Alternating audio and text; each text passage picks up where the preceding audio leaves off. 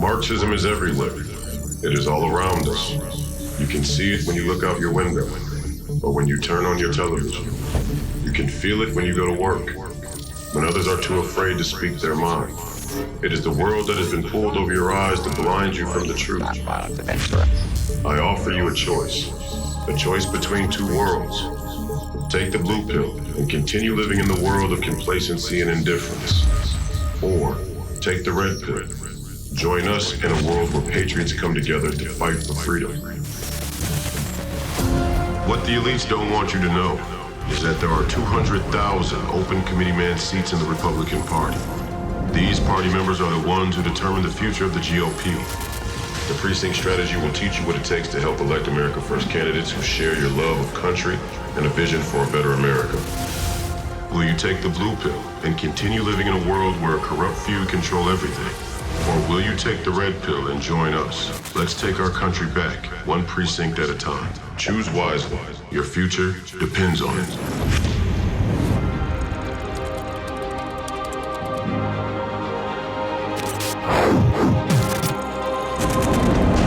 Sign up at precinctstrategy.com now.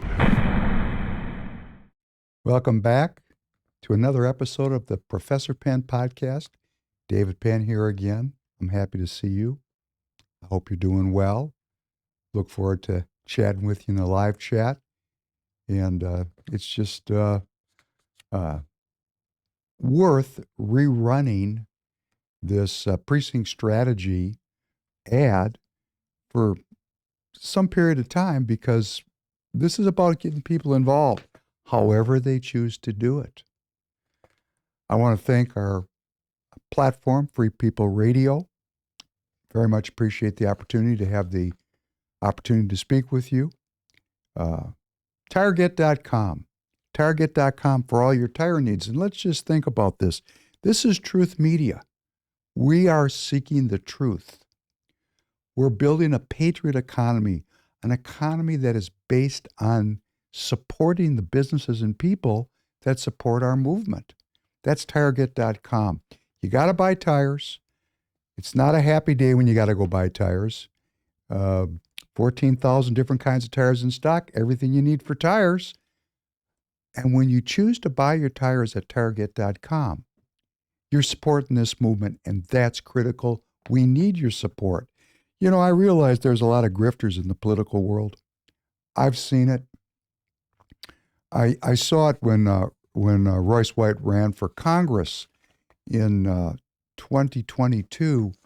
There was people that approached him to raise money for him, and they wanted 85% of the donations and give 15% to the campaign. Royce actually said to him, "Wow, talking like that where I grew up would get you shot." And I thought that was pretty funny and pretty appropriate, because the amount of robbing and stealing that goes on in the political world is profound. I don't want to say most of it. I don't know. I don't have the data.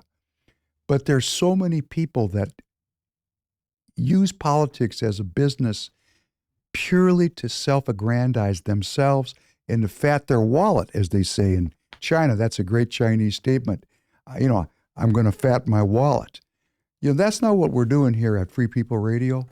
And that's not what our supporters, our advertisers are doing. This station and these podcasts and our advertisers, we're actually 100% laser focused on turning this country back from going over the cliff, and all of us as a population, citizens of the United States of America, becoming imprisoned by the digital currency, the World Health Organization, the United Nations, ideologies that block out any faith in God. We're working on this because we are all in with sacred honor.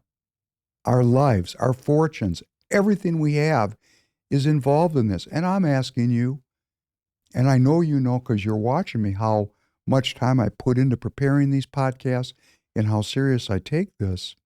I'm asking you to buy your tires from Tireget because it supports this channel. So thank you very much.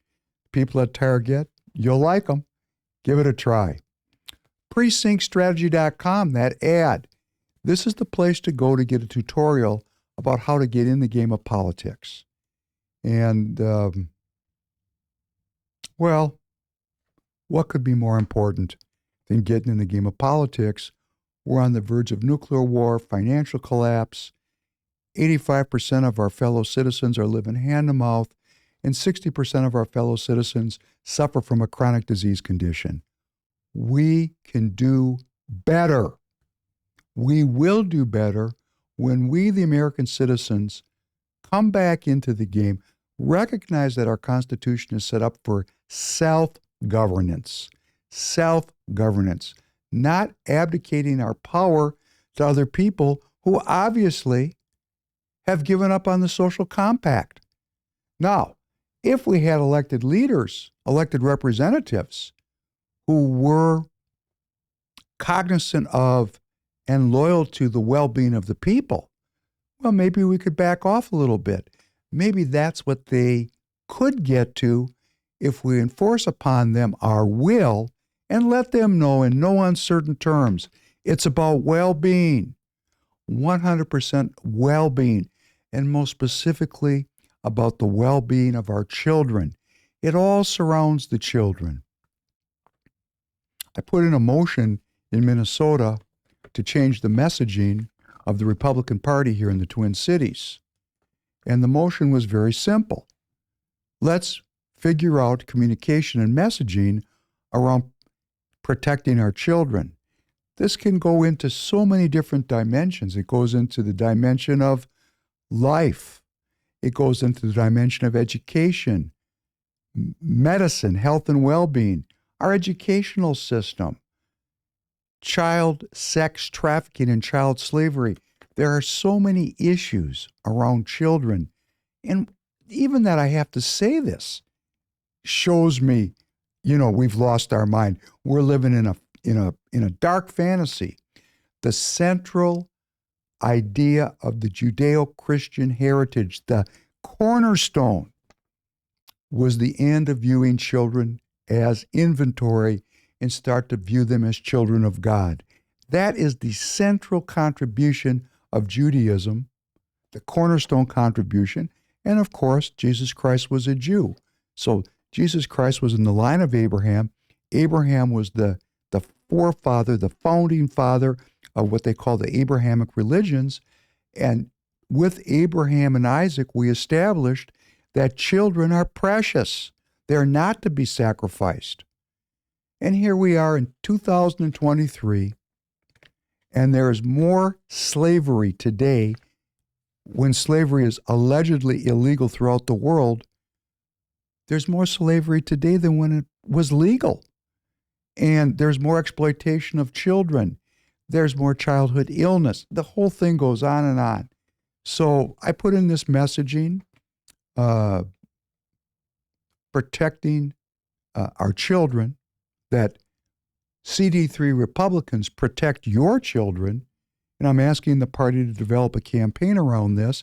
And we're going to have a vote on it Tuesday night. And I'm going to come back and report to you because, I'm going to be interested to see who wants to get on the other side of protecting children just because it comes from Professor Penn.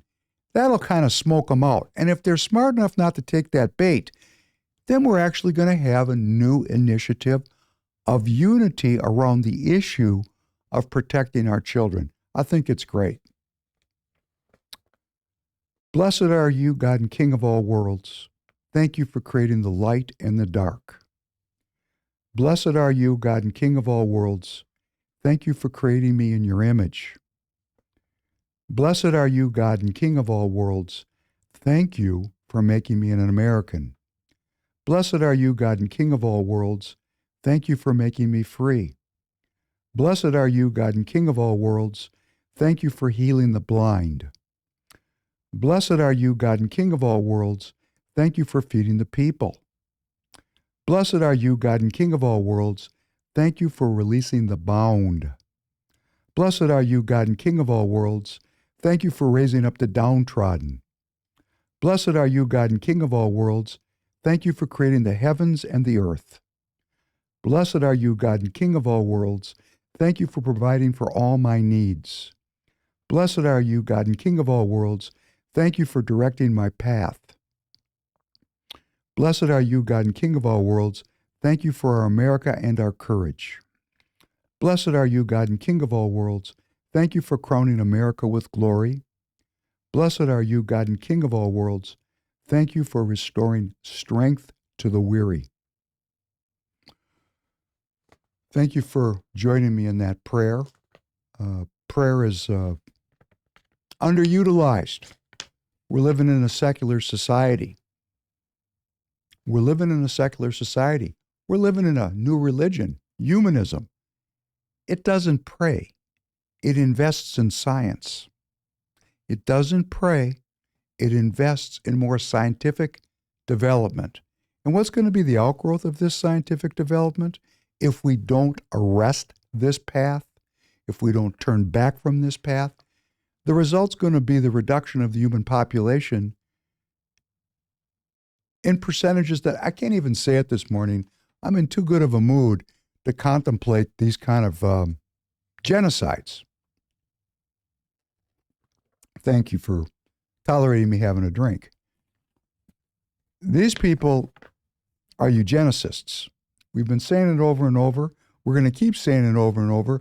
And I'm juxtaposing their eugenicism with prayer, with faith, with love, and connectedness in our community. So on the one hand, we have a group of people that are dedicated to reducing the human population. In other words, they love the earth so much, they hate the people. If we start saying that enough, like a t-shirt, I think people are going to figure out that's a scam. On the other hand, we have a creator who's granted us certain unalienable rights, those being life and liberty and the pursuit of happiness, and we got to choose. It's door A or door B. Door C is you don't choose, which means other people are going to choose for you. That's why I want you to go to precinctstrategy.com and get in the game. The choice is going to get made whether or not you vote with your will or not. This choice is getting made. How appropriate would it be for you, as I have done, to get involved in the game of politics? And I've placed my will into the equation. I couldn't sit on the sidelines. Let's say you don't want to get involved in politics. You can write letters to your Congress people. You can write checks to the political candidates of your choice or to this channel. You could talk to your friends and neighbors, have a barbecue. You could send out this information. And we're going to make that easy for you because you're going to see a deluge coming into your feed as a subscriber of 1-minute shorts and 10 to 15-minute clips. I've created about 42 episodes, so that's about 60 hours of inventory. And now I have a social media digital team that's going to come in and start clipping those highlights out, and you'll see it. And if we flood this out into the world, a strategy of communication, wow, this could spread. Not only could it spread, it will spread if you spread it. So I want to thank you for your support and for participating in a political action strategy. Again, if you don't want to join the parties, great. There's so much you can do, but please, I implore you, at this time in world history, do something. Please do something. Well, without further ado, we have what we would call evidence of the highest nature of just how insane our elites are. And I know many of you have seen this. I have to cover the news also. Now, I'm going to play a clip here, a Drums of War clip. This is the arrogance of Mike Pence. Remember Mike Pence, our former vice president? Tanner, can you play this clip with Tucker Carlson and Mike Pence? It's just incredible. I'm sorry, Mr. Vice President, I know you're running for president. You are distressed that the Ukrainians don't have enough American tanks. Every city in the United States has become much worse over the past 3 years. Yeah. Drive around. There's not one city that's gotten better in the United States. And it's visible. Our economy has degraded. the suicide rate has jumped, public filth and disorder and crime have exponentially increased, and yet your concern is that the Ukrainians, a country most people can't find on a map, who've received tens of billions of U.S. tax dollars, don't have enough tanks. I think it's a fair question to ask, like, where's the concern for the United States in that? Well, it's not my concern. Tucker, I've heard that routine from you before, but that's not my concern. I'm running for president of the United States because I think this country's in a lot of trouble. Tanner, play it one more time. Hit me with it one more time, please. Everyone pay attention to this, because this is everything in a nutshell. One more time, please. I'm sorry, Mr. Vice President, have you, I know you're running for president. You are distressed that the Ukrainians don't have enough American tanks. Every city in the United States has become much worse over the past 3 years. Yeah. Drive around. There's not one city that's gotten better in the United States. And it's visible. Our economy has degraded. The suicide rate has jumped. Public filth and disorder and crime have exponentially increased. And yet your concern is that the Ukrainians, a country most people can't find on a map, who've received tens of billions of U.S. tax dollars, don't have enough tanks. I think it's a fair question to ask, like, where's the concern for the United States in that? Well, it's not my concern. Tucker, I've heard that routine from you before, but that's not my concern. That's good, Tanner. Tanner, you know, I'm going to ask you to do me a favor for the next podcast. Remember how we did that loop with Congressman Emmer? Let's highlight Vice President Pence with that kind of a treatment, because this kind of a thing, that's not my concern. Well, what we've seen here now is everything we need to see. You know, asked and answered. You know, please step down, Vice President Pence. We've heard all we need to hear from you. I can only hope that his career is forever ruined. It was already ruined. And this is what I get back to about the business of politics. Now, actually, Pence is a wealthy guy. He's in the automotive business, his family, automotive parts business. He doesn't need the money. But he represents, he's a cog in a uniparty machine. And there's consultants and, you know, studios and handlers, people that comb his hair. There's a whole group of people on the payroll. So when he runs for president and starts taking money in, all this churning of the inventory goes on and all this money gets collected. I don't know who would donate money to Vice President Pence, but they're out there. Yes, I do know. You know what? I do. I spend time with them. Okay. But when we have Tucker Carlson go through a litany of the problems that we, the American people, are facing, and Pence's response is, I don't care. He's more focused on having a war in Europe than the ill health and the economic threat that plague the American citizens. This is a globalist. This guy is part of the New World Order. Look at his face. You know, when he was chosen by Trump, we knew he was a, you know, kind of an establishment figure. And, you know, like any good soldier in the army, he put on his uniform, his Trump uniform, and he loyally supported President Trump until the moment it was really important. And, you know, I want you to remember this, and you can go look it up. I knew there was something wrong with this guy. Now, you know, I'm going to share with you, this is where I get goofy, because I have my goofiness. But if you remember when he had the debate, the vice presidential debate before the 2020 election, that fly kept landing on his head and wouldn't go away. And I thought to myself, this man is a rotting corpse that's drawing flies. I always knew he was no good. That made me really think he was no good. And I'm going to tell you again, this is me making up a story. This is just me sharing some of my own internal kind of BS. Because a fly landed on his head didn't make him a corpse. I was making up a story. But boy, when the moment came, he was nowhere to be found. Right, wrong, or indifferent. Right, wrong, or indifferent. And now he's running for president because it's the business of politics. He's not running for president. He's running for king of the New World Order. He doesn't care. It's not his concern what I'm going through. And I'm personally going through a very difficult time in my life, financially. Because, hey, when you dump trillions of dollars into the economy during COVID, and you cause a supply chain crisis, and they knew exactly what they were doing, they caused a supply chain crisis, and it caused tremendous inflation. Those of us that own businesses, the price went up like a rocket.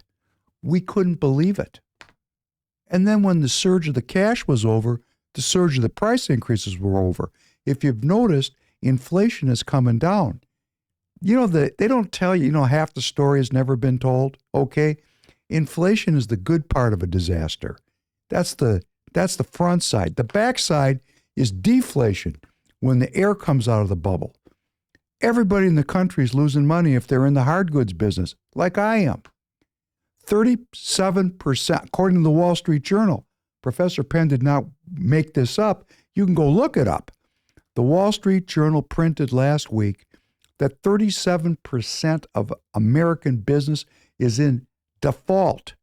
Default meaning that they can't meet the covenants, and we've talked about that. They can't meet the rules.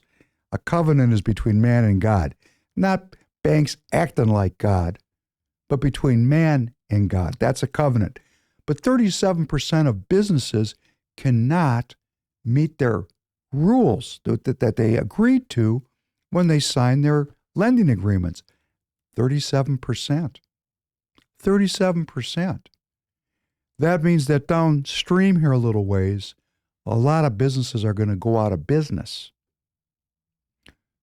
When you run the costs up crazily, cause huge inflation purposefully, they did it on purpose.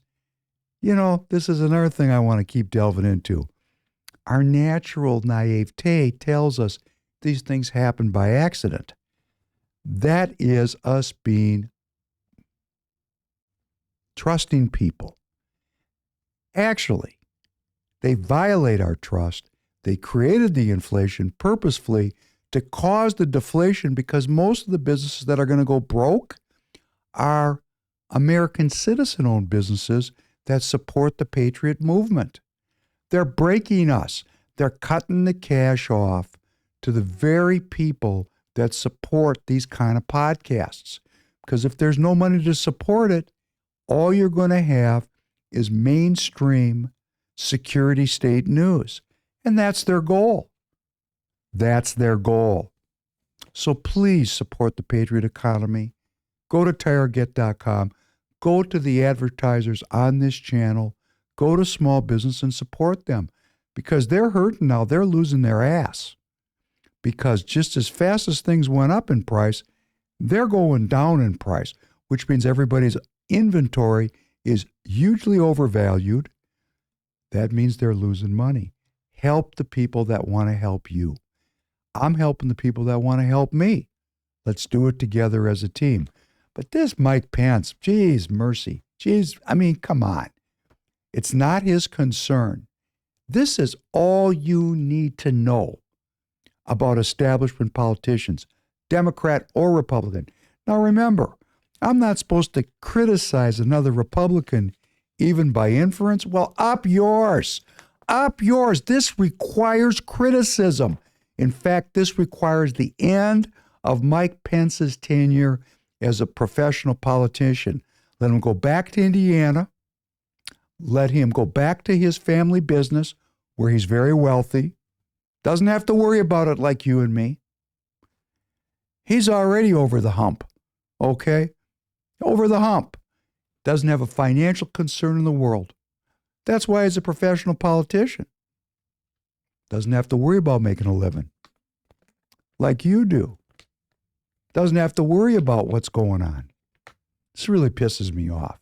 I'm getting angry right in front of you, because this kind of an attitude that it's not his concern, it's the only thing our politicians need to be concerned about, the well-being of the American people.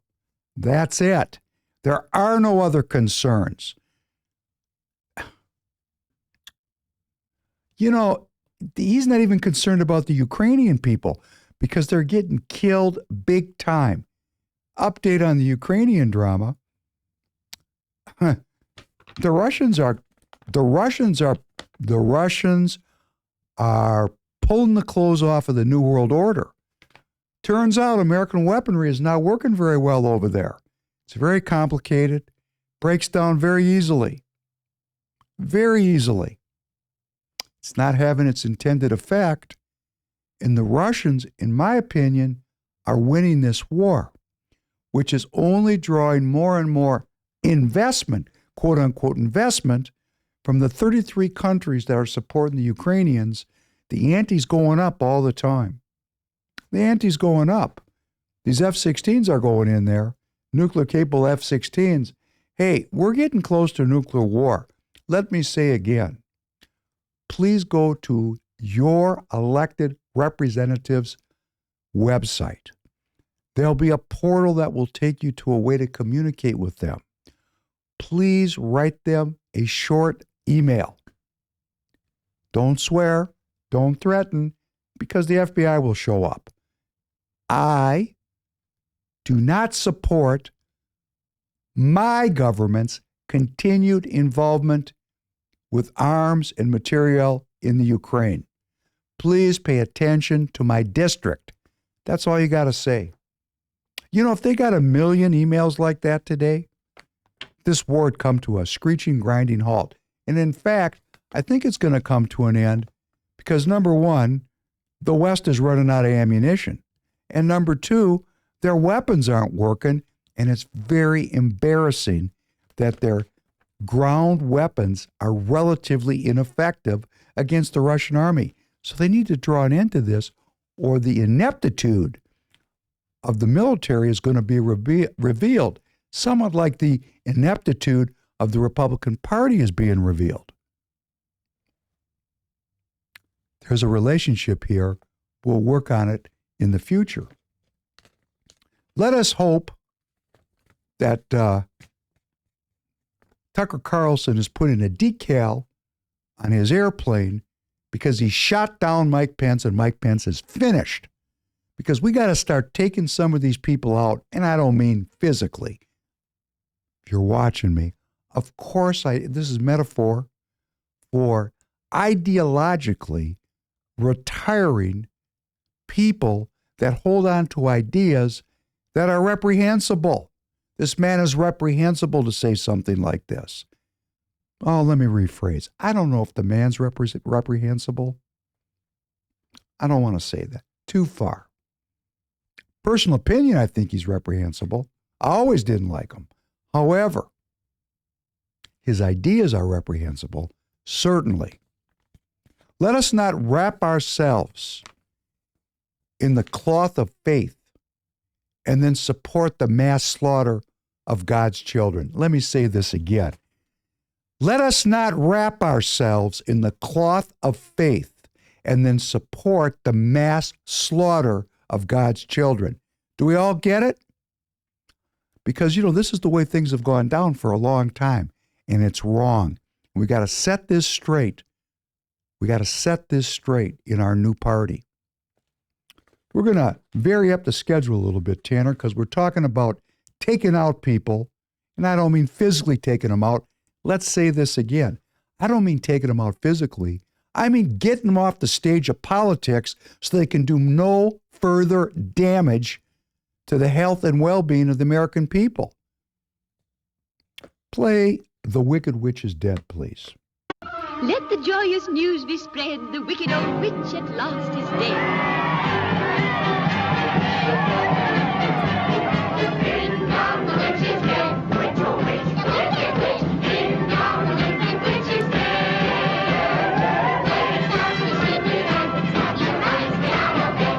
Wake up, the wicked witch is dead. She's gone where the dark and storm below. Below, below your home. Let's open up and see. And ring down the merry-o. Sing it high. Wicked, oh, wicked witch is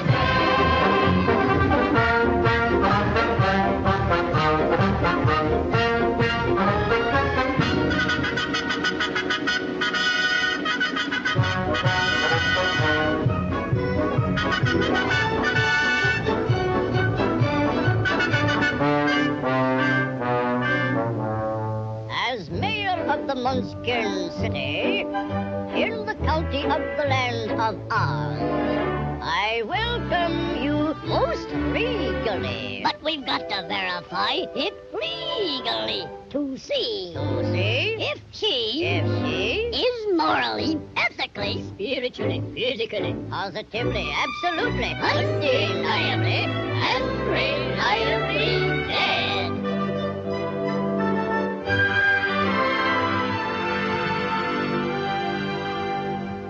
As coroner, I must have her. I thoroughly examined her, and she's not only merely dead, she's really most sincerely dead.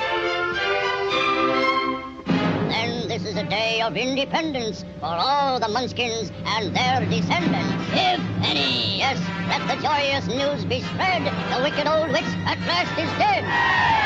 Ding dong, the witch is dead. Witch, oh witch, the wicked witch. Ding dong, the wicked witch is dead. Wake up, you sleepy head. Rub your eyes, get out of bed. Wake up, the wicked witch is dead. She's long hair with always long below, below, below your hole. Rise up and laugh and sing, and ring the bell now. Ding dong, the merry-o. Sing it high, sing it low. Let them know the wicked witch is dead.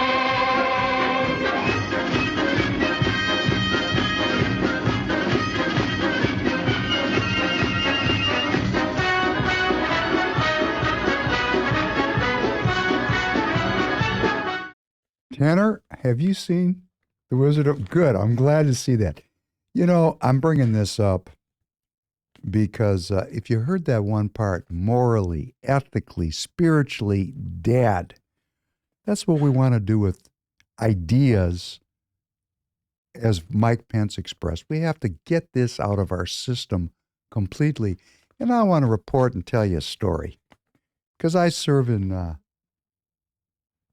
the Minnesota GOP as an officer, and I've made this statement. I loyally tried to serve this party for as long as I could, and they rejected me. I guess truth was not something they wanted to deal with. And I've had these people that, I just look at them and I go, wow. Have you ever read a book?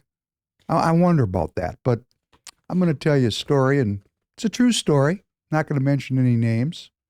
People that are watching me that know this story are going to know the name, but I don't think I'm violating any moral or ethical or legal issues to tell a story without identifying a person. You know, I started this political movement up here in Minnesota that I'm involved in, and I'm not proud I'm a leader. I just tell people if you think you're a leader, look behind and see if anybody else is involved. Then if you're leading something. And I've got a lot of people that are involved with me. And for all the people that are watching that I can't keep up with, like my friend in northern Minnesota who watches me, who is so important to me, we're going to get everybody together.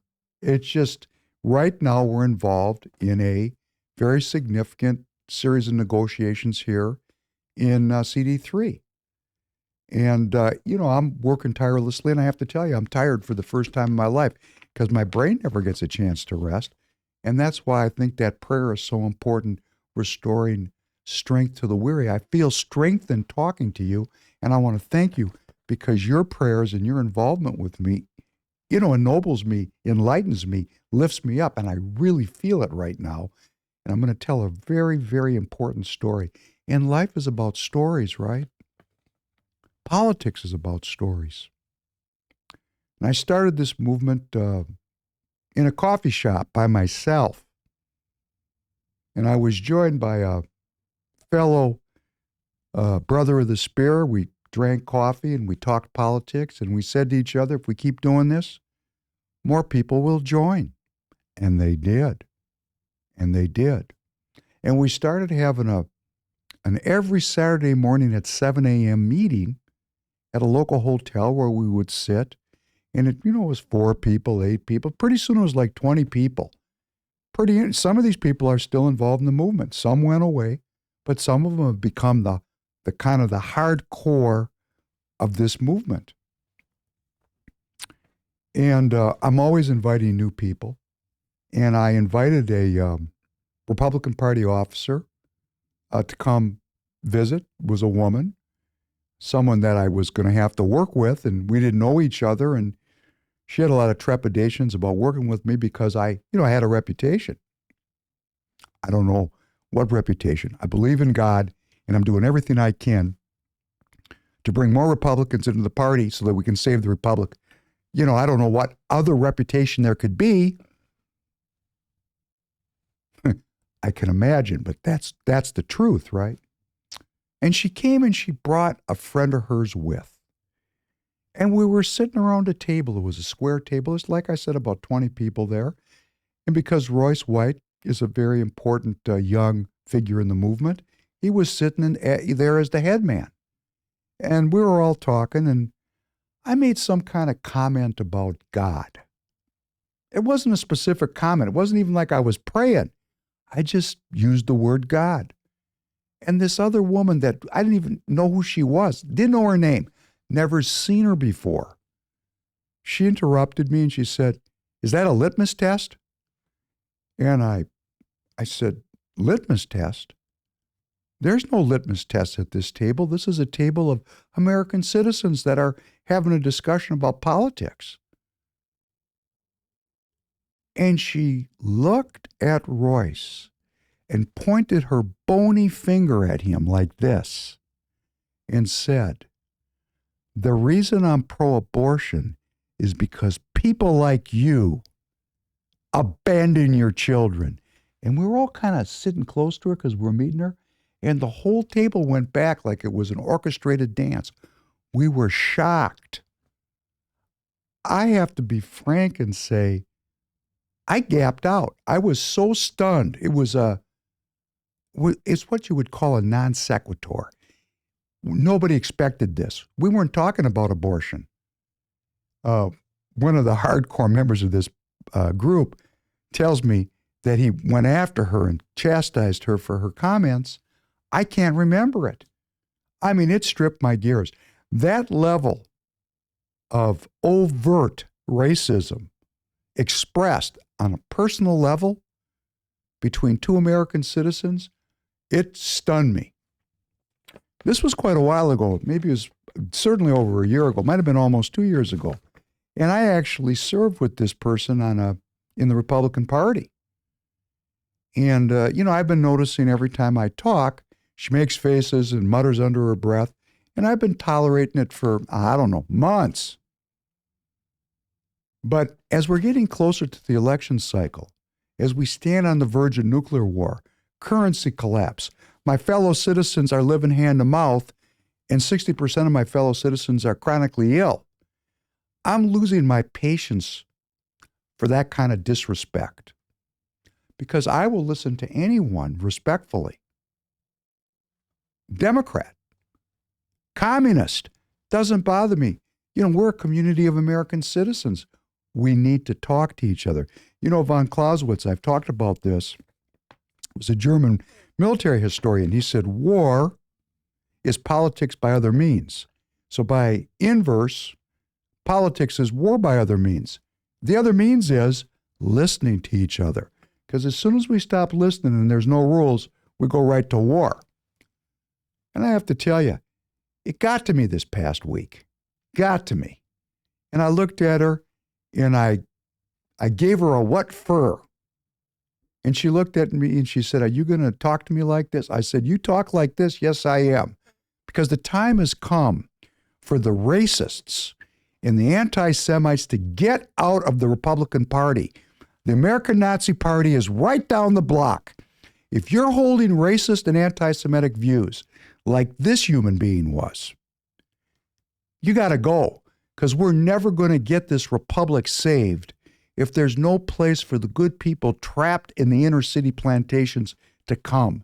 They have to have permission. They have to be welcomed and loved. And how can you be loved by people that hate you? These people they're really out of step with 2023. And I have to say, ding dong, the wicked witch is dead. Because the next morning she resigned. She resigned. She went away. She's gone. History. Many more are going to resign. it's starting to dawn on them that there is a lot of American citizens getting involved in politics. The ideology that holds one race superior and another inferior, its time to end has come.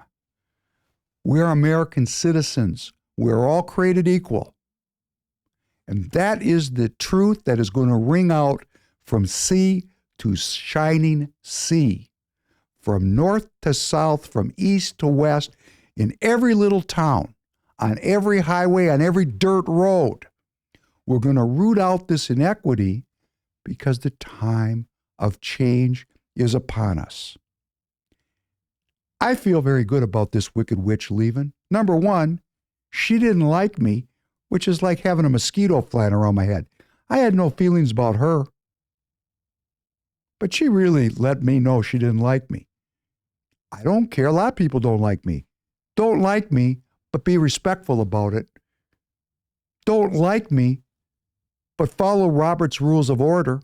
Don't like me, but live in the Constitution, lest we end up in war, which is politics by other means. And I hope we all want to avoid that, don't we? Don't we want to avoid violence? I do. And how do we avoid violence? Dialogue, discourse, composition, and knowing when your time has come to retire. Like Mike Pence. Tucker Carlson retired him. Tucker Carlson set him up, and Pence stuck his foot right in his mouth. Now, he was already retired, but hopefully he can't even get a speaking engagement from now on. So stupid was that comment that the American people are not his concern. Hey, you know what? Up yours, Mike Pence, and to the Wicked Witch of the West. Up yours too. Go slink away to your racist little corner and live out your life. And hopefully you will repent, because I will forgive you as I wish to be forgiven. Isn't it great? For all the other people that are holding these views, this is a good example for you. Just resign. And for all the people that are pleading for unity, as if that's some magic word that's going to motivate me to support a center that is based on slavery, drugs, and piracy, and that holds one race superior and another inferior. No, we're not unifying over that idea. Forget about it. You want to unify? I'm all for unification around the well-being of American citizens. If you want to unify around a message that is 100% focused on the well-being of each and every American citizen, starting with my next door neighbor, if that's where you want to go, hey, we got a chance for some unity. I bet some Democrats will want to participate in that. Right? I mean, who's going to get on the other side of well-being or protecting our children? You want to take a vote and not vote for protecting our children? Hey, go ahead. I'm sure that's a long future in politics for you when you start voting against protecting our children. We'll see how this all comes out. It's a really interesting drama. And when we talk about protecting our children, wow. You know, there's so many dimensions to this. I'll tell you one dimension. We feed them to kill them. That's right. We feed them to kill them. Tanner, can you play this Jardiance ad, please? I have type 2 diabetes, but I manage it well. It's a little pill with a big story to tell. I take once daily Jardiance. At each day start, as time went on, it was easy to see. I'm lowering my A1C. Jardiance works 24/7 in your body to flush out some sugar. And for adults with type 2 diabetes and known heart disease, Jardiance can lower the risk of cardiovascular death too.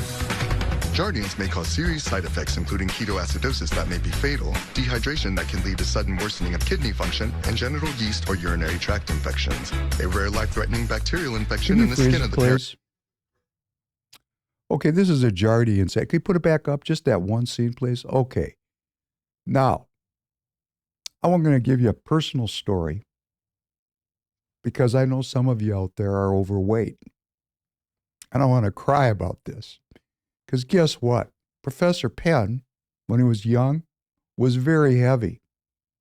In fact, I used to hate going to the store with my mom to buy clothes for school because I was a 36-inch waist when I was in 5th grade. I want you to think about that. 5th grade with a 36-inch waist. I got a 30, maybe 32 or 33-inch waist now. I was so unhealthy. And my parents, who were, I made this comment, they gave up their faith and they threw in with the scientific method. And I was really savaged by the medical system as a young child. If they could give me something that made me sick later in my life, hey, they did it. And I paid for it. Look at this woman. Now, if you're overweight, I'm telling you, I was overweight, grotesquely overweight. I was not an athlete at all, not an athlete at all. Oh, I was a nationally known violin player as a youth violinist. I mean, I played all over the country. I was one of the best students in my high school, but I wasn't involved in athletics, and my family didn't want me to be. And I woke up one day and I said, my goodness gracious, I'll tell you, I'm going to go a little farther with this. I discovered Soul Train on television. Any of you remember Soul Train? We should probably play some outtakes of Soul Train. This was a big deal in the 60s. And, we finally had black people getting onto television when I was a young kid, like Michael Jackson, like Aretha Franklin. These people were creeping in. They were creeping in at the edges on shows that you've never heard of them, like the Ed Sullivan Show. Have you ever heard of the Ed Sullivan Show? Why, of course not. This is stuff that is, unless you're a little long in the tooth, you have no idea what I'm talking about. Because before, at the beginning of television, there was no black people on television at all. Zero. It was like black people didn't exist. Because as a matter of fact, in that segregated society, they didn't exist. They did not exist. That's why I'm so glad that the Wicked Witch is gone. Because a lot of people my age are still holding on to that kind of goofy thinking that, America's about the lily white Protestantism. As that's not Professor Penn saying it, that's George Romney in the 1964 Republican Convention. We've been thinking about this as a party for a long time, okay? A long time. And we're not making a lot of progress. We're going to make a lot of progress really quickly now. So I was sitting on the couch, probably having a corned beef sandwich and weighing about, 200 pounds in 5th grade. And I started watching Soul Train. And I couldn't move my body at all. At all. At all. And I thought to myself, what kind of deal is this?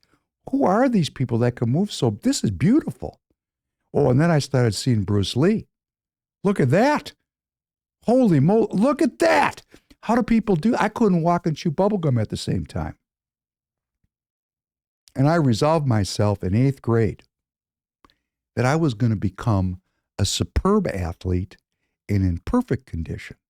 I resolved it. I took an oath to myself. Now, if you're overweight, I really understand this struggle. In fact, I'm trying to lose a little bit of weight right now. I get it. I felt it. I feel the pain and the shame.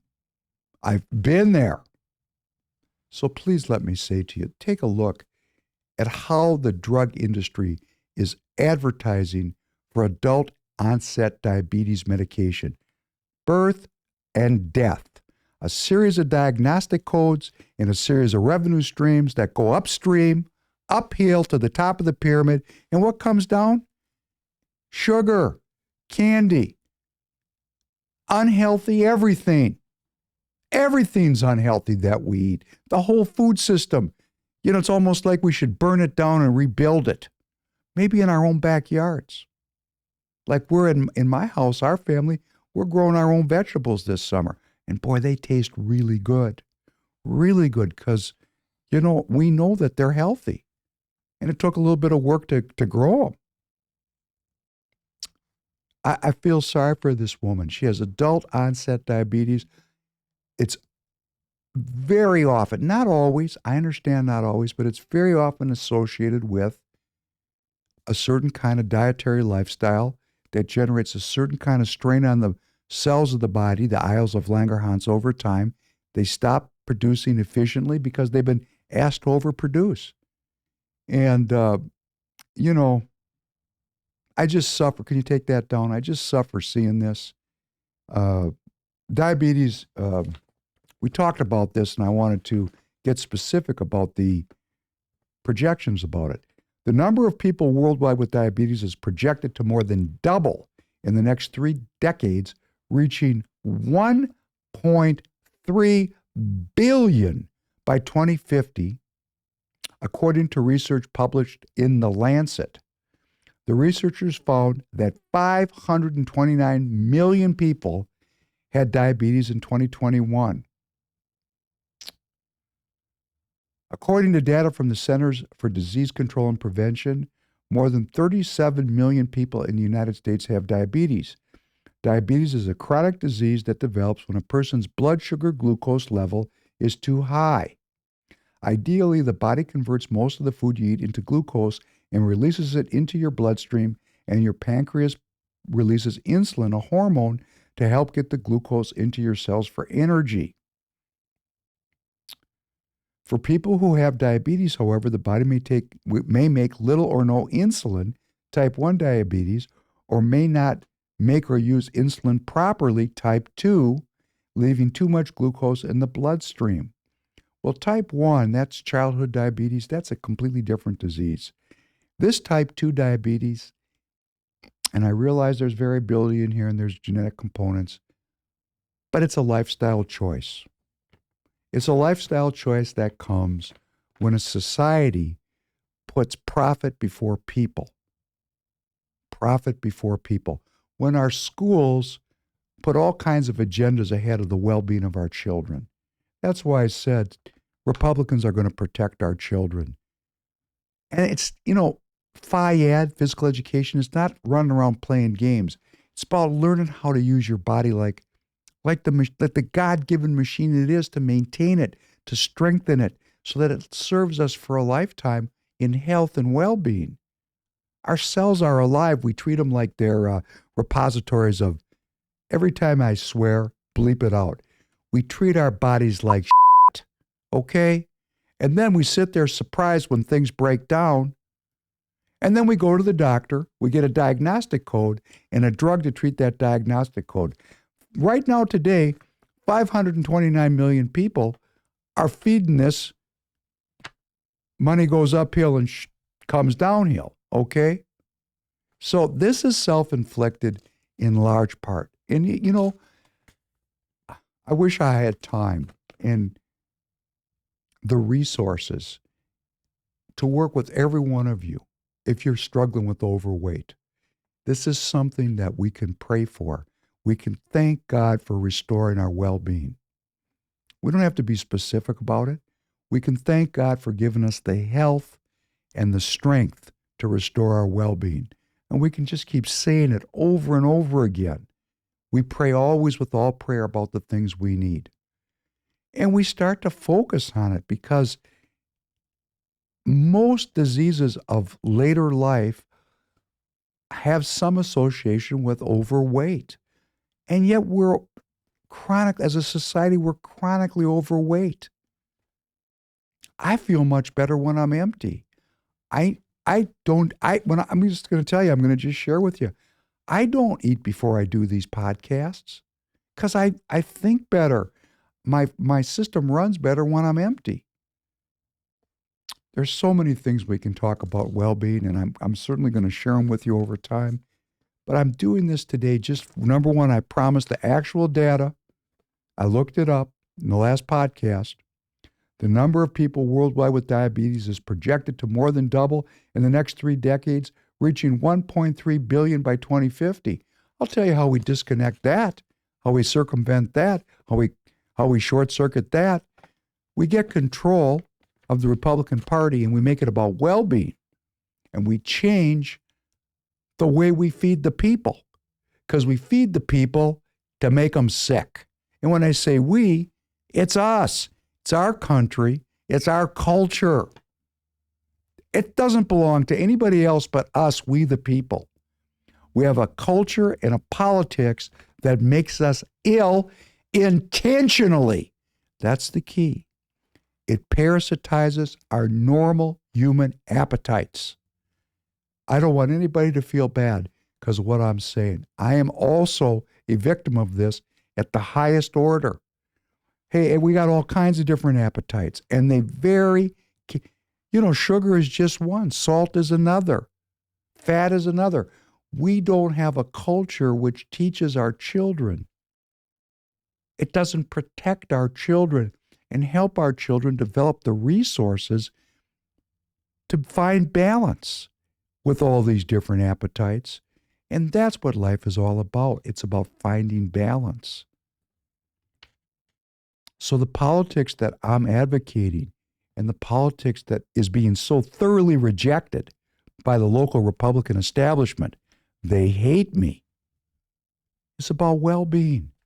How can they reject this? I mean, I'm just stunned by it.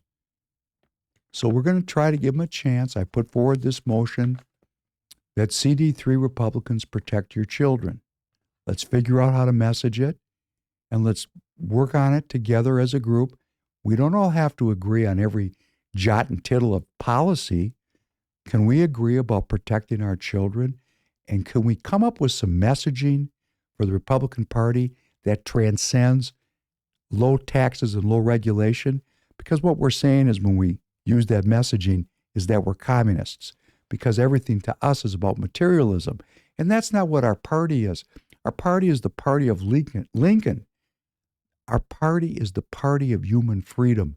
And what could be more well-being orientated or more well-being bestowing on the American people than freedom? Lincoln had the insight that slavery made both the slave and the enslaver ill, sick, spiritually sick, physically sick. He said, we have to free our country from the slavery part of this business model, or we're going to be ill. And he did it. He did it. That's our party. We are the party of human well-being. Low taxes and low regulation is trite and inconsequential compared to human well-being. We need new messaging, and I've kicked the ball down the field to see if anybody wants to play with it. And if they don't, they don't. That's the beauty of politics. We're not going to go to war over this. I just want to see who wants to vote in the local party to protect the well-being of our children, and who wants to vote against protecting the well-being of our children. It'll be a very interesting vote. And for the, my antagonists, Mr. We don't do that here, Mr. History doesn't matter, and Mr. We don't need any more Republicans, hey, two of you are going to have to take a vote on this. I'm looking forward to seeing if you put your hand up or not. Because guess what? On the next podcast, I'll be making a report. Popes and racists. Popes and racists. Popes and racists. Let's go back in history now. We've talked about the future. We're in the present. Part of being well is being in the present.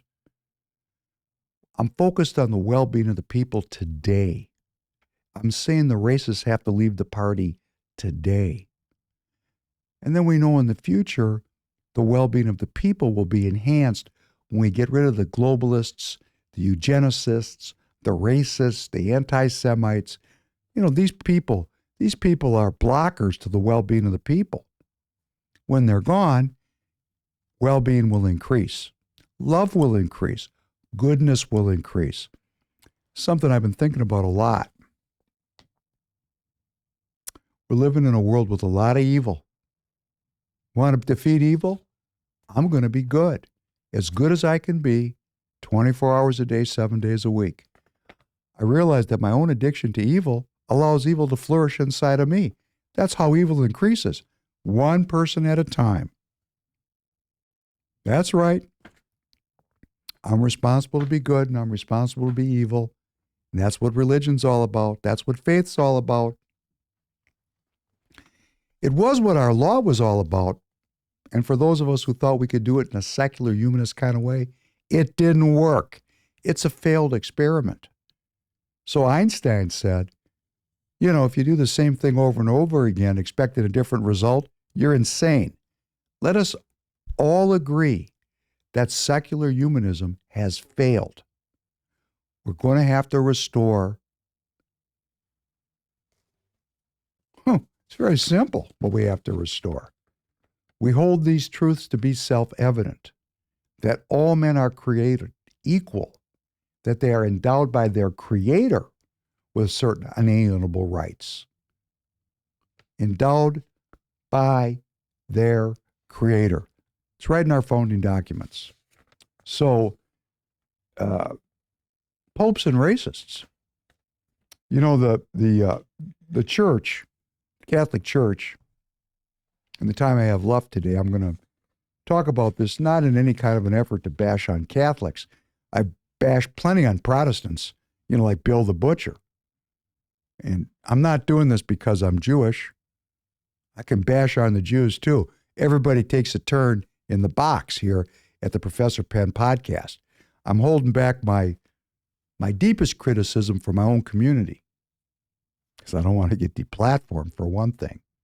You know, RFK, he's running for the nomination in the Democrat Party, and he just talked about some research which seems to indicate that COVID-19 targets whites and blacks and is less virulent among Asians and Ashkenazi Jews. And he said it and he was on tape, and now they're saying he's an anti-Semite. Come on, it's scientific research. I mean, we can't even have a dialogue. I mean, this is horrifying. But you know, you go back over the history of the church. Where did the church start? It started in the old country. Christ was a Jew, and so was everybody that was hanging around with him. So for all the people that may have forgot this, because I realize it's not something that some of our sects highlight. In fact, sometimes there's been an effort to suppress the idea that Christ was a Jew. He's so thoroughly Jewish that when I read the New Testament, the words he spoke jump off the pages at me because I can feel it. And so was Paul and Peter. Oh, and Judas was a Jew too. Yes, this is an inner Jewish thing we're dealing with here. And what is the church? The church is the new party. That's the new party, like we're trying to start the new Republican Party. The church, the Catholic Church, was the new party. That was Judaism rebranded. First for the Jew and then for the Gentile. For those of you that would like some evidence, go look it up. It's right in there. It's all written down. And the church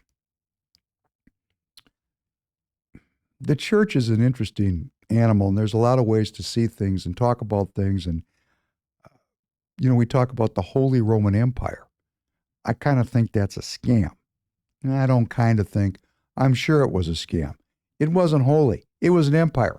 Kind of like America. We kind of think we're special. Hey, we're running an empire. As soon as you give over to empire, you're no longer special. You're tyrannical. Empire and tyranny go together like hand and glove. Self-governance and well-being go together like hand and glove. Can't have both. I don't know why I didn't make the world. I'm just an observer of the way energy works. Once you go down that empire route, the people suffer. Once you go down the self-governance route, the people are well. It's the way it works. It's natural law, just like certain unalienable rights, life and liberty and the pursuit of happiness. The Catholic Church aligned itself with the Roman Empire. The Roman Empire wrapped itself in the flag of faith no differently Then Mike Pence wraps himself in the flag of faith or in the cloth of faith and then says the most unfaithful kind of things like, that's not, the well-being of the American people are not my concern. Oh, really? Well, I'm not here to judge his faith, but that was a faithless statement. I'm going to judge that statement, that one sentence. Okay, that's in disharmony with dedicating yourself to faith, because when you dedicate yourself to faith, you're dedicated to peace and love and the well-being of the people around you. So the church, the Catholic Church, aligned itself with the Roman Empire. And because we only have so much time left, I can't go through all of the different phases of this, but at the end, we found the church aligned with the kings and queens of Europe, was the divine right of the king. So the church was in collusion, that's the word I'm using, collusion with the royal families to control the people with religion to maintain the business model of the colonizer and the enslaver, slavery, drugs, and piracy. Hey, we didn't think that up here. Remember I said we became infected by European ideology? Yes, we did. And the Catholic Church actually ran into a revolt because it was aligned with the royal crown families. The crown royals are the royals, not nice people the way they dealt with the populace. They weren't concerned about the well-being of the people. They were concerned about their business model. And the church functioned as the propaganda arm, much like the media today. And if you think about it, there was no media then. The media was going to church on Sunday. They built these wonderful cathedrals. People were living in huts, and they came down to town on Sunday, and they went to these phenomenal cathedrals, and the priest told them the way it was. Read them the good news. Read them the good news. If they just did the right thing, they were going to go to heaven. Whoa. People started protesting this thing, Martin Luther being among the first that codified the protest, and we had Protestants, and Catholics and Protestants. We had the divine right of kings, and then we had this whole mechanism of rejecting the royal families. And how was that done?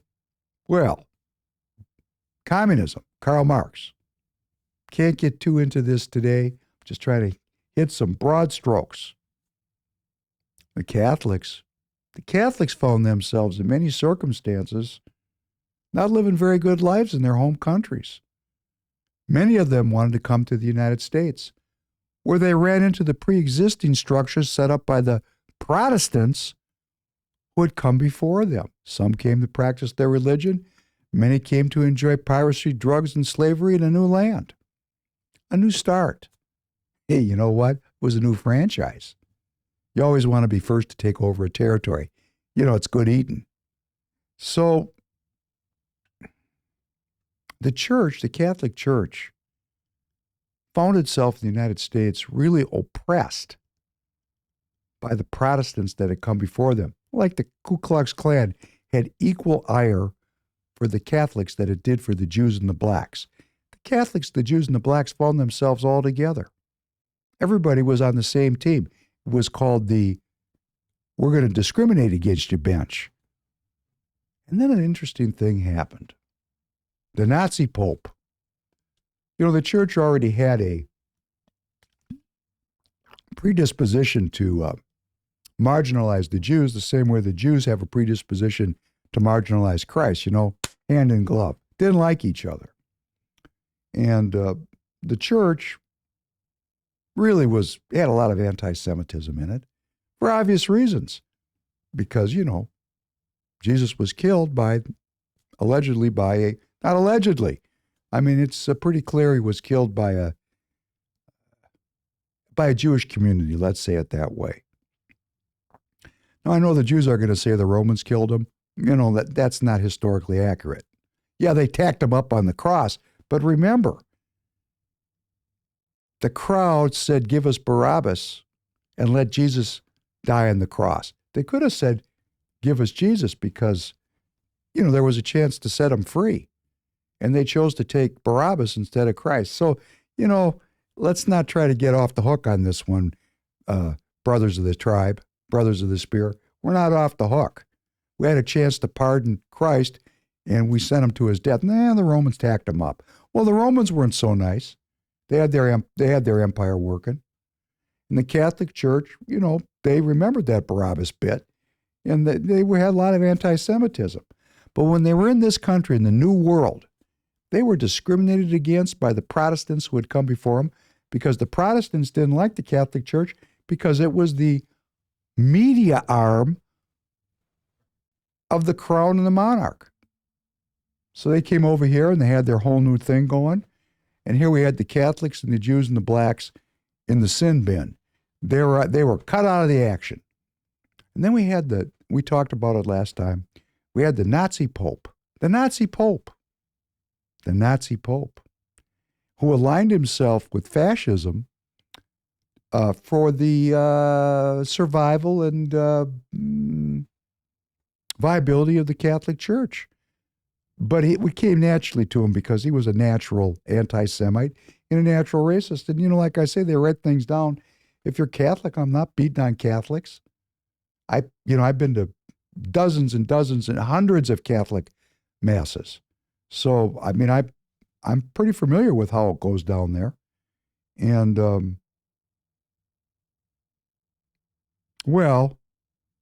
that Nazi Pope, when the Allies entered Rome in World War II, he met with the senior Allied generals and he said, "Glad you're here. No black people in Rome, please. No black soldiers." That's kind of dispositive evidence of racism. And there's an equally amount of dispositive evidence that he was an anti-Semite, a real anti-Semite. And that anti-Semitism of the church in Rome spread. And it gave the Catholics in the United States a basis to get off of that sin bin bench where they were sitting with the Jews and the blacks. They didn't like it there. After all, they were better than Jews and blacks, right? They had a new platform to rise up and distinguish themselves in American society from the Jews specifically and the blacks by extension. We had a series of very prominent Irish Catholics that rose up in this country in the 1900s that advanced this idea of anti-Semitism as a way to get the Catholic community out of that sin bin. And we talked about the first one was Father Coughlin, Irish. We also talked about, and I'm going over this again because it's so critical, because we've got to root this racism and anti-Semitism out of our political movement so we can really concern ourselves with the well-being of the people. And I hope I'm an example to anyone that is holding on to some racist ideas or anti-Semitic ideas, that they're, sometimes misfounded. You got to talk to people and find out who they are and what they really believe.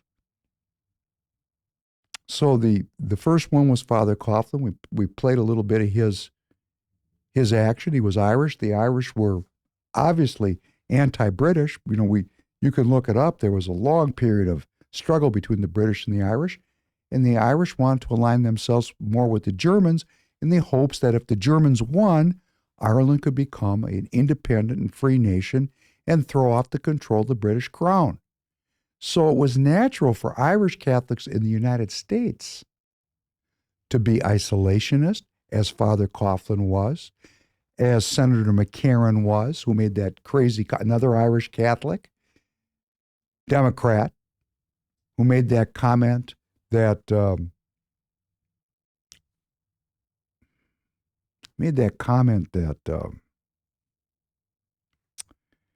some of these comments were so terrible. McCarran ran an entire anti-immigration, anti-Jewish platform in his many years in the Senate, and he associated Judaism with Bolshevism, with communism. And again, there's truth to that because the Jews were trying to overthrow the crown. But he was virulently anti-Semitic. An elected senator, Irish Catholic, and there was more. And so first we had Coughlin, and we had McCarran, but the one people really remember, and I'm going to have to ask Tanner. Tanner, do you know the name Joe McCarthy? Familiar, but he doesn't really know. Well, we're going to get into it today in the last 15 minutes that we have together, because Joe McCarthy, and the reason we're going through this is previous populist movements like the one we're in today get discredited by the elites as being anti-Semitic and racist. Do you get it? I'm asking you to get this. That if we're going to run our populist movement to save our families, that's what we're doing. We're trying to save ourselves. And we're going to give the elites, the globalists, an easy shot at this by being racist and anti-Semitic. They're going to derail us because remember, we're in the movement.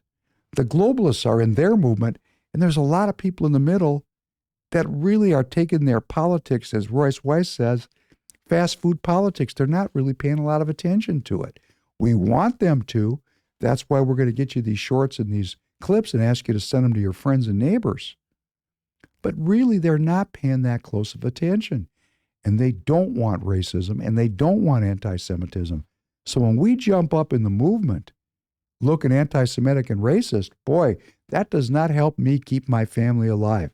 And that's why we're talking about the Protestant anti-Catholics, Bill the Butcher, the Know-Nothings, the Whigs that were the undergirding of the modern Republican Party, and now we're going to a new party.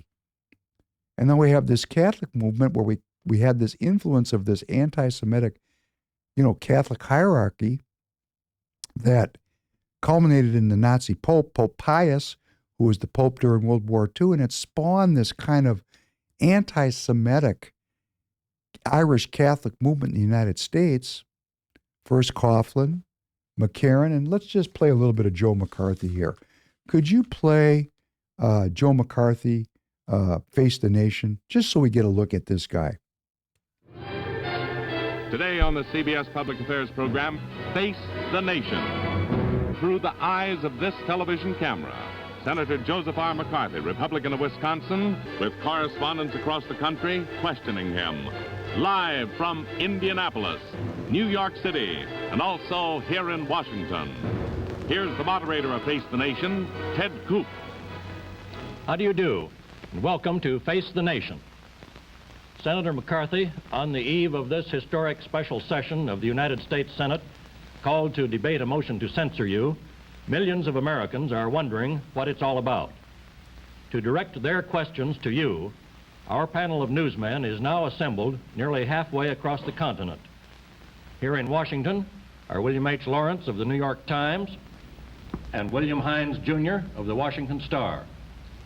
Standing by nearly 800 miles away in Indianapolis is Jep Cadieux, Indiana manager of International News Service, with a question of interest in the Midwest. Come in, Jep Cadieux. Senator McCarthy, several weeks ago, you predicted that the United States Senate would censor you, and several days ago, Roy Cohn told us in Indianapolis that the cards were stacked against you.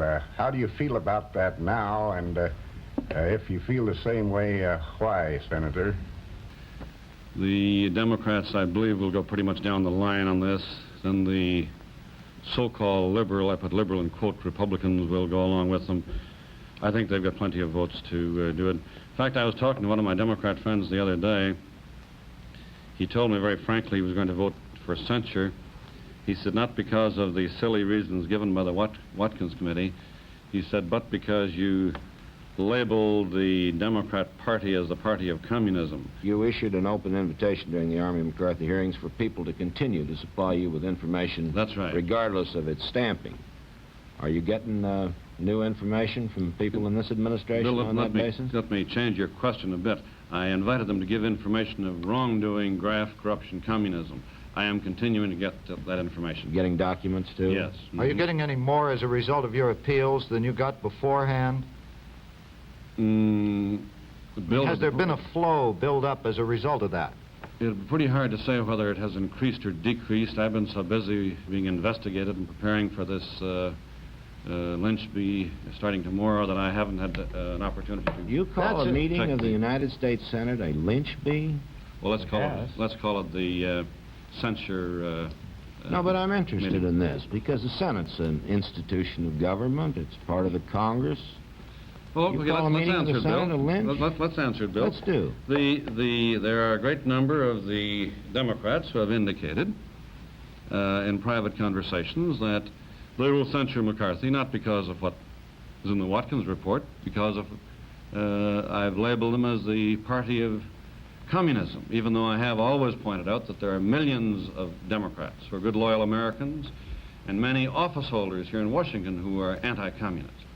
But there are those who feel that they should censure me, not because I cross-examined Zwicker trying to find out about a communist whom he promoted, honorably discharged.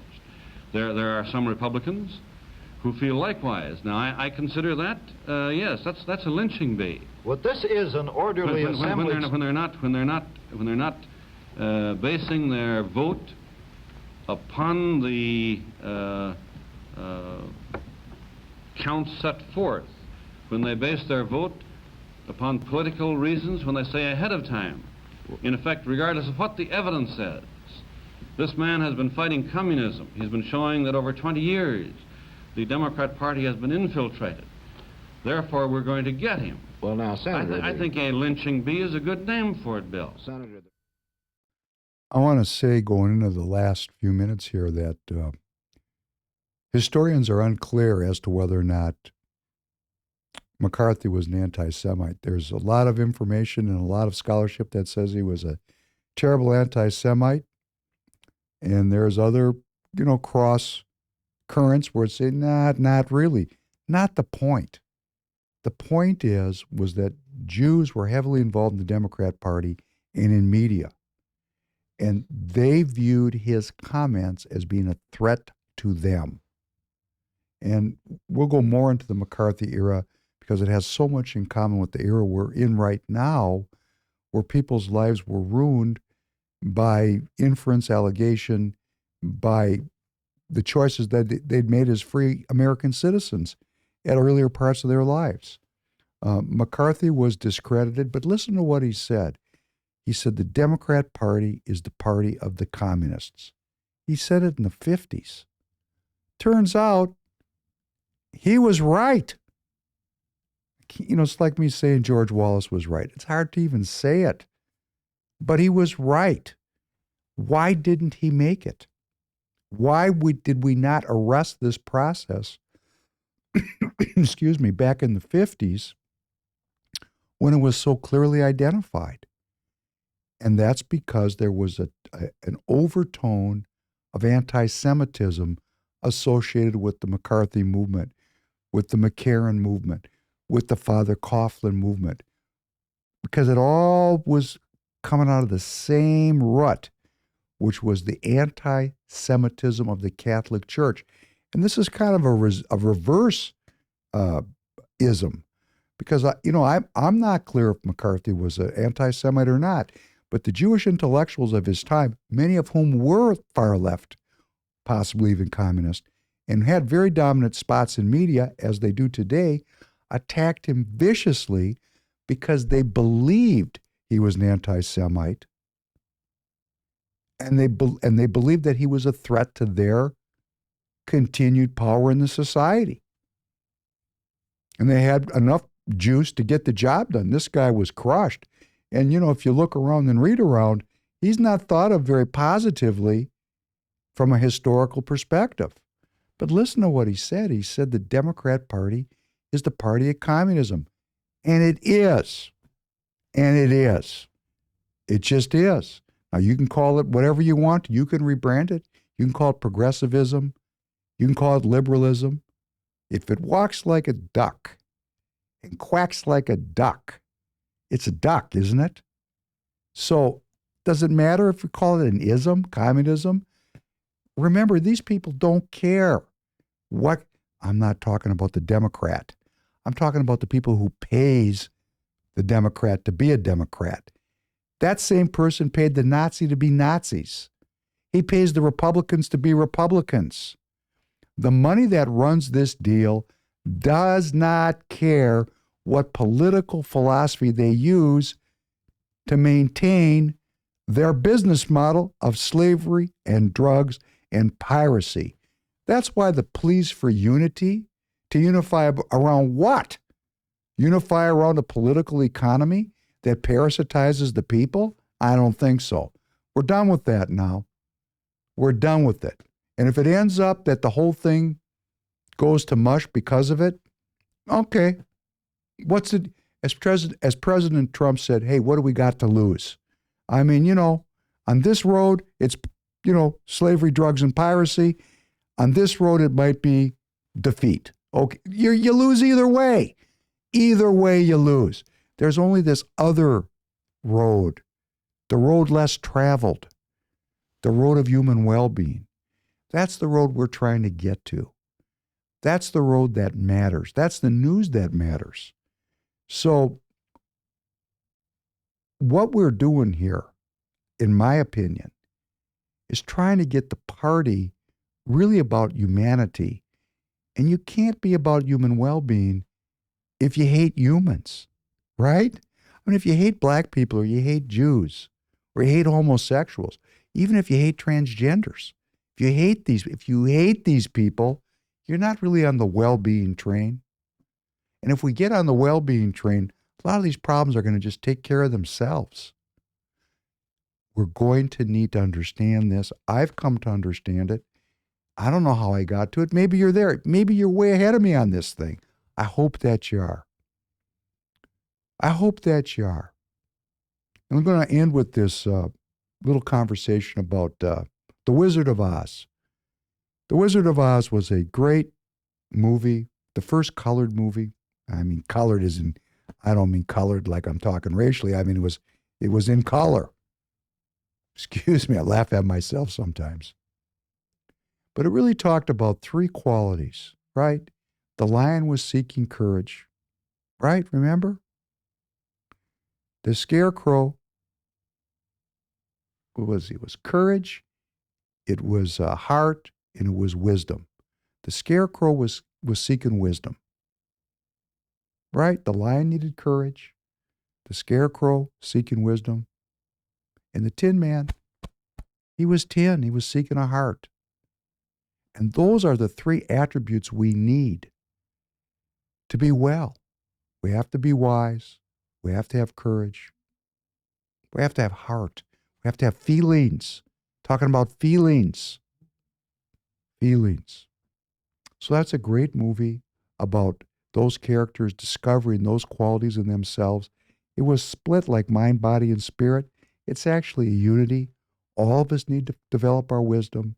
All of us need to develop our feelings. And all of us need to have the courage to do so. And that's everything there is to know in that beautiful movie, the first color movie.